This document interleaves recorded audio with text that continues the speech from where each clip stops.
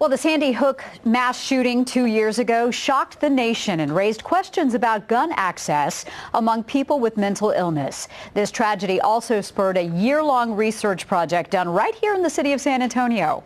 But you might be surprised at who's behind it. News 4 San Antonio from the northwest side tonight to explain. Lauren?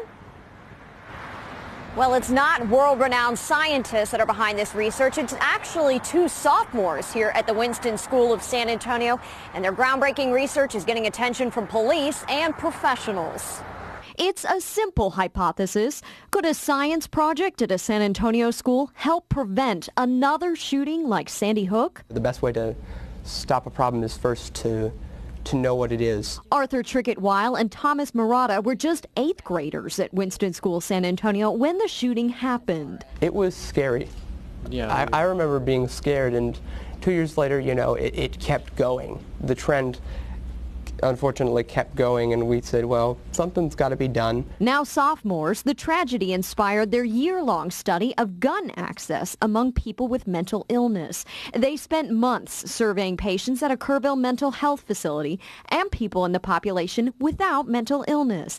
They looked at people of similar genders and incomes to research gun ownership and other means of access. You know, you could get a gun from a friend or a relative, you know, without owning it. What they discovered is not available in current literature. By other means of access, 26% of patients could access a firearm as opposed to 24% of the community controls. They also found patients are about half as likely to own a gun.